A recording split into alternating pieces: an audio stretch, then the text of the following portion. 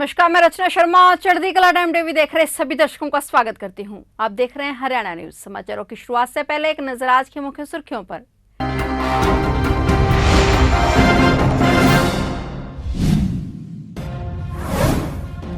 रक्षाबंधन पर हरियाणा सरकार का महिलाओं को तोहफा। 10 अगस्त दोपहर 12 बजे से हरियाणा रोडवेज में कर सकेंगी फ्री यात्रा। बारिश से होने वाले जल भराव की निकासी के लिए राज्य सरकार ने किए पूरे प्रबंध। मुख्यमंत्री ने कहा, राज्य सरकार किसानों के प्रति चिंतित।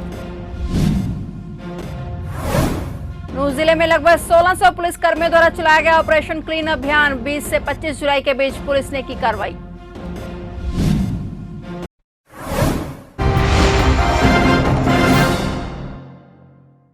और अब समाचार विस्तार से।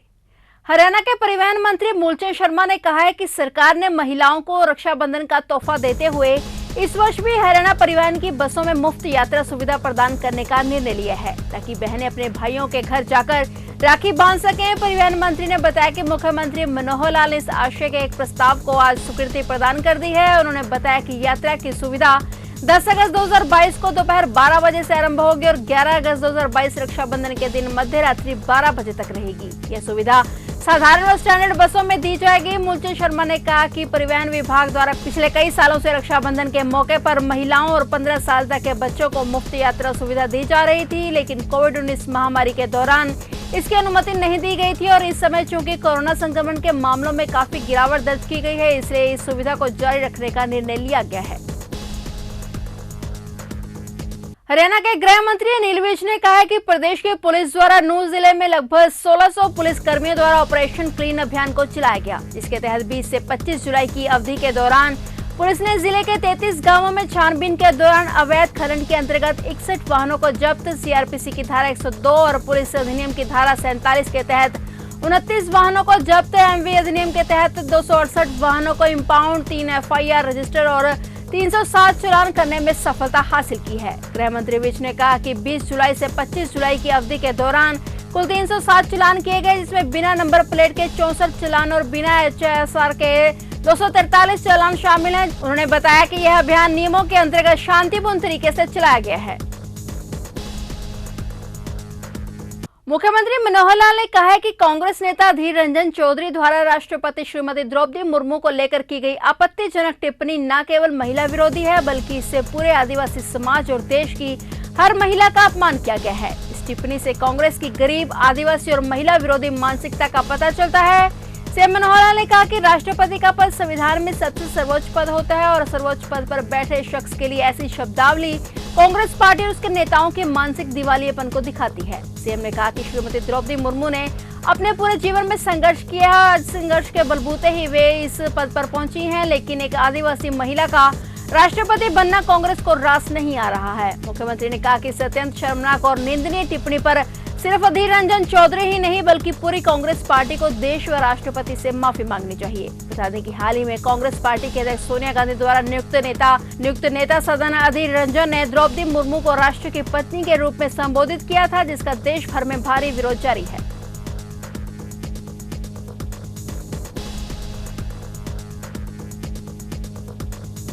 कांग्रेस नेता अधीर रंजन चौधरी ने जिस प्रकार से अपनी देश की राष्ट्रपति श्रीमती द्रौपदी मुर्मू जी का जैसे आपत्तिजनक शब्दों को बोल करके अपमान किया है, ये बहुत ही निंदनीय है। हम जानते हैं कि श्रीमती मुर्मू जो है वो देश की एक पहली आदिवासी महिला ये राष्ट्रपति चुन के आई है। वो देश के गरीबों की प्रतिनिधि हैं, आदिवासियों की वो एक प्रकार से उनके साथ उनका जो ज़मीनी लेवल का जो उनका संबंध है, उस नाते से पूरे देश में एक खुशी की लहर दौड़ी थी कि पहली बार आदिवासी महिला को राष्ट्रपति बनाया गया है।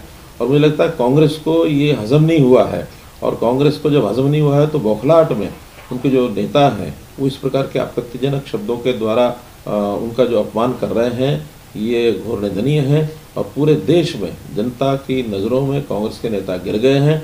मैं ऐसी मांग करता हूँ कि न केवल अधीर रंजन चौधरी को, बल्कि पूरे कांग्रेस के जो नेता हैं सोनिया गांधी को देश से माफ़ी मांगनी चाहिए कि इतना बड़ा इन्होंने कुकृत किया है। कि देश से अगर माफ़ी नहीं मांगेंगे तो देश की जनता को कभी भी माफ़ करने वाली नहीं है। अपने आप इनको माफ़ी मांगनी चाहिए और अपने किए पर पछतावा करना चाहिए। मैंने वो वीडियो सुनी है जिसमें अधीर रंजन चौधरी पहले 2 बार करके वो देश के राष्ट्रपति कह रहे हैं, लेकिन बाद में स्ट्रेस दे करके उन्होंने जो शब्द प्रयोग किया राष्ट्रपति वाला, वो वास्तव में उनकी सोची समझी चाल है। सोचे समझा एक जो उनको अपमान करने का जो उन्होंने कुकृत्य किया है, ये सबको ध्यान में आया है और निश्चित रूप से जनता कभी माफ करने वाली नहीं है। हरियाणा के मुख्यमंत्री ने कहा कि बारिश से होने वाले जल भराव की निकासी के लिए राज्य सरकार ने पूरे प्रबंध किए हैं, किसी को चिंता करने की जरूरत नहीं है। मुख्यमंत्री यहाँ हरियाणा निवास में हरियाणा किसान कल्याण प्राधिकरण की बैठक के बाद मीडिया द्वारा पूछे गए सवालों का जवाब दे रहे थे। इस अवसर पर हरियाणा के कृषि एवं किसान कल्याण मंत्री जयप्रकाश दलाल भी साथ में मौजूद रहे। मुख्यमंत्री ने बताया कि राज्य सरकार किसानों के प्रति चिंतित है और किसानों की खेती को लाभप्रद बनाने का हर संभव प्रयास किया जा रहा है। हरियाणा किसान कल्याण प्राधिकरण के तहत जो कमेटियां बनाई जाएंगी वे अध्ययन करेंगी कि खेती के साथ साथ किसान और कौन कौन सी सह गतिविधियां कर सकते हैं ताकि उनकी आमदनी में इजाफा हो सके। राज्य में बारिश के कारण कुछ स्थानों पर जलभराव होने के सवाल पर मुख्यमंत्री ने कहा कि वर्षा के कारण होने वाले अतिरिक्त जलभराव की निकासी के प्रदेश सरकार द्वारा पूरे प्रबंध किए गए हैं। किसी भी किसान की वर्तमान में बोई गई फसल को नुकसान नहीं होने दिया जाएगा और अगली फसल की समय पर बिजाई करने में भी परेशानी नहीं आने दी जाएगी।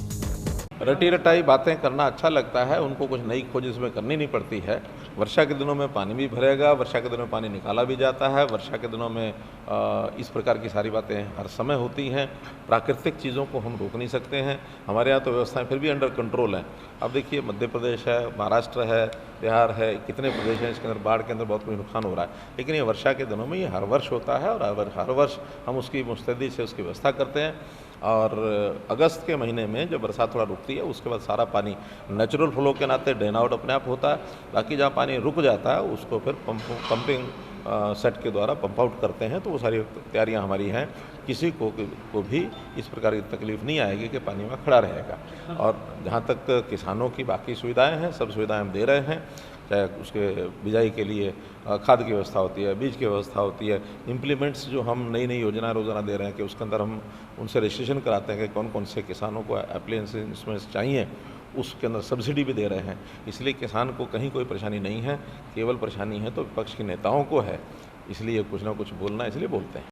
अंबाला शहर में 28 जुलाई 2022 को बिजली महोत्सव मनाया गया और इस महोत्सव का नाम उज्जवल भारत उज्जवल भविष्य रखा गया। इस महोत्सव में अंबाला के एमएलए असीम गोयल भी शामिल हुए। यह महोत्सव लोगों को बिजली के लिए जागरूक करने के लिए मनाया गया। एमएलए असीम गोयल ने बताया कि यह कार्यक्रम बिजली विभाग द्वारा केंद्रीय अधिकारी और प्रादेशिक हरियाणा सरकार का जो बिजली विभाग है उन्हें एक ज्वाइंट कार्यक्रम किया और उपभोक्ताओं को बुलाया गया। उनको बताया गया कि 75 साल में विभाग ने कौन कौन से कार्यक्रम तय किए हैं और आने वाले 25 सालों में कौन से पड़ाव, मंजिल और लक्ष्य निर्धारित किए गए हैं।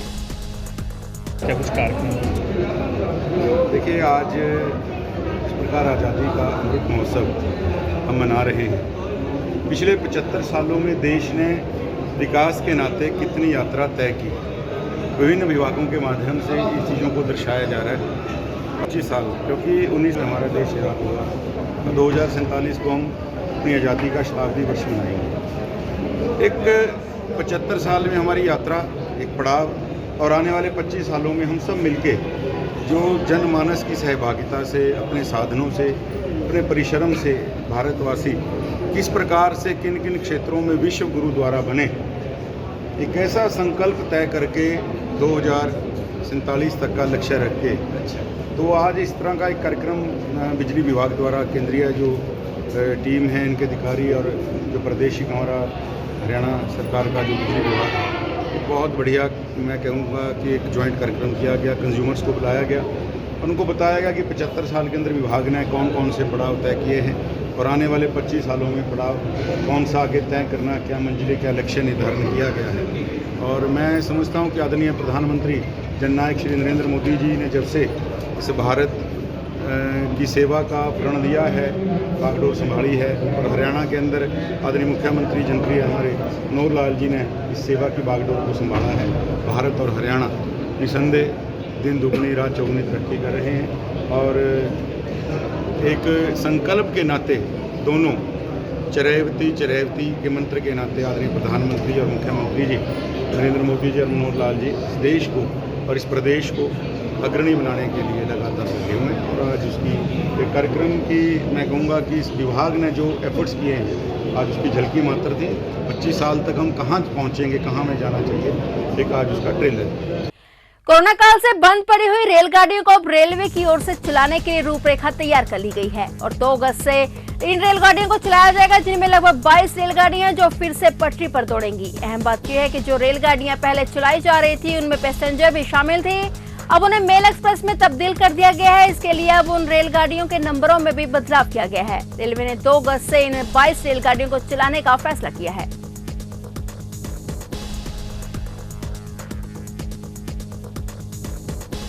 सरकार द्वारा निजीकरण के विरोध में हरियाणा रोडवेज इंटक यूनियन की मीटिंग अंबाला शहर डिपो में हुई। इस मौके पर राज्य प्रधान व राज्य महासचिव के साथ भारी संख्या में रोडवेज कर्मचारियों ने भाग लिया। इस मीटिंग में नई कमेटी का विस्तार किया गया।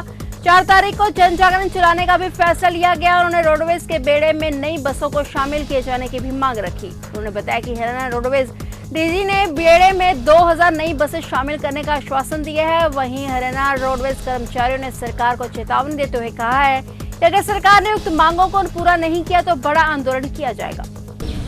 राज्य प्रधान इंटक यूनियन से वीरेंद्र सिंह सिगरवा, आज हमने अंबाला डिपो में मीटिंग की और मीटिंग में हमारा नई कमेटी का विस्तार किया है, क्योंकि 3 जुलाई को हमारा चुनाव पूरा संपन्न हुआ था इंटक यूनियन का और सभी डिपों में कमेटी का विस्तार करने में हम लगे हुए हैं। और जो सरकार ये प्राइवेट पॉलिसी लेने जा रही है 952 रूटों का जो घोषणा की है, उसके विरोध में साझा मोर्चा की मीटिंग हुई है और साझा मोर्चा के सभी नेताओं ने ये फैसला लिया है कि 4 तारीख को जन जागरण अभियान चलाएंगे, जिसमें 2 घंटे का विरोध प्रदर्शन करेंगे और हम सरकार की इस घोषणा की निंदा करते हैं। हम सरकार से बार बार मांग कर चुके हैं कि हमारे बेड़े में नई बसें दी जाए और पक्की भर्ती की जाए, क्योंकि ये जनता की सुविधा को देखते हुए हमारे पास बसें बहुत ही कम बची हुई हैं। तो डीजी साहब से भी हमारी मीटिंग हुई है। डीजी साहब ने आश्वासन दिया है कि जल्दी आपके बेड़े में नई बसें शामिल की जाएंगी। जो गुड़गांव HRC में काम शुरू हुआ है, तो डीजी साहब ने आश्वासन दिया कि जल्दी आपके बेड़े में 2000 बसें शामिल की जाएंगी। और हम सरकार से बार बार मांग कर चुके हैं कि हमारी जायज़ मांगे जल्द से जल्द पूरी की जाए, नहीं तो कर्मचारी आज फिर अपने हकों के लिए लड़ने के लिए तैयार है और सरकार को समय रहते हुए हमारी सभी मांगों से विचार करके और हमारी सभी मांगे पूरी होनी चाहिए। पानीपत शहर में एक बार फिर से तेज रफ्तार का कहर देखने को मिला, जहां स्कूली बच्चों से भरा एक ऑटो अनियंत्रित होकर पलट गया। हादसे में 13 वर्षीय स्कूली छात्र की मौत हो गई। परिजनों ने बच्चे को सिविल अस्पताल पहुंचाया तो डॉक्टरों ने उसे मृत घोषित कर दिया। सूचना मिलने पर पुलिस भी मौके पर पहुंची और ऑटो को कब्जे में लेकर मामले की जांच शुरू कर दी गई। फिलहाल पुलिस ने शव का पोस्टमार्टम करवा दिया है और आरोपी ऑटो चालक के खिलाफ कार्रवाई शुरू कर दी है। हादसे को अंजाम देकर ऑटो चालक मौके से फरार हो गया। वहीं मृतक बच्चे के परिजनों ने पुलिस से अपील की है कि आरोपी ऑटो चालक के खिलाफ सख्त कार्रवाई की जाए। फिलहाल हरियाणा के समाचारों में इतना ही और नए समाचारों के साथ फिर से हाजिर होंगे। तब तक के लिए देखते रहिए चढ़ती कला टाइम टीवी।